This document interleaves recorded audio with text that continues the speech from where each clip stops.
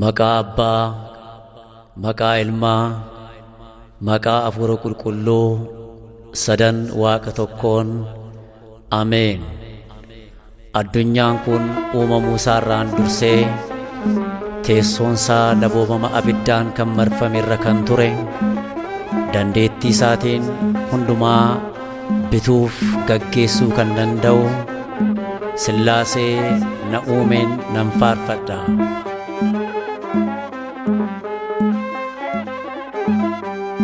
Sin faarsa Abbaa koo ani Sillaasee, maqaa kee guddaa ol kakaasee, sitoo na waamee kan kee na taasise. Sin faarsa Abbaa koo ani Sillaasee, maqaa kee guddaa ol kakaasee, sitoo na waamee kan kee na taasise.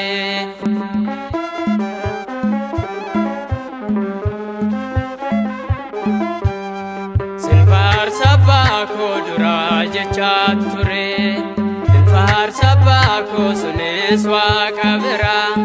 Sin faarsa Abbaa koo jeches Waaqa ture, sin faarsa Abbaa koo mul'ateetu jira.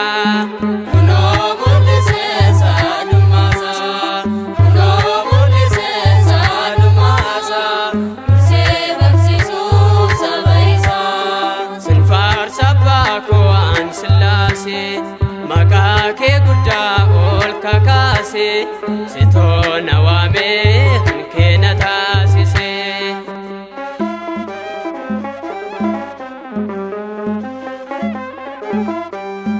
Sin faarsa Abbaa koo mudaa shakkii ture, sin faarsa Abbaa koo keessa namummaa koo, sin faarsa Abbaa koo lammata dhalachuu, faarsa Abbaa koo qaama eenyummaa koo. Sitoo naaf ibsee ejjeetiree, sitoo naaf ibsee ejjeetiree, cubbaanan fudhee mootummaa kee. Sin faarsa Abbaa koo ani Sillaasee, maqaa kee guddaa ol kakaasee, sitoo na waamee kan kee na taasise.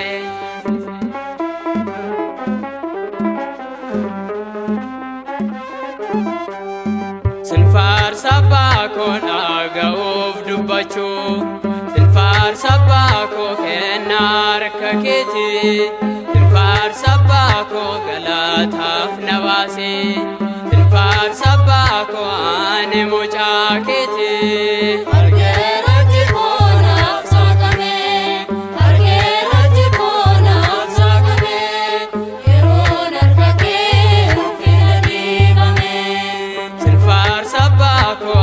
Sillaasee, maqaa kee guddaa ol kakaasee, sitoo na waamee kan kee na taasise.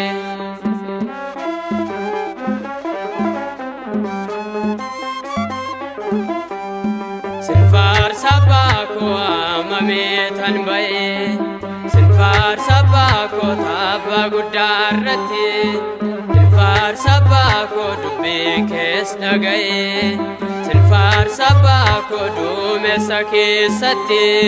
Naatoon kuusii ulfinni koo, naatoon kuusii ulfinni koo, mana keetiin ba'uu albara koo.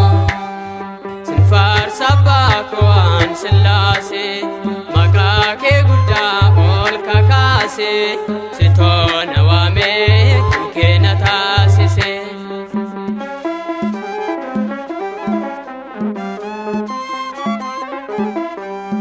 Sin faarsa Abbaa koo duraa jechaa ture, sin faarsa Abbaa koo sunis Waaqa biraa.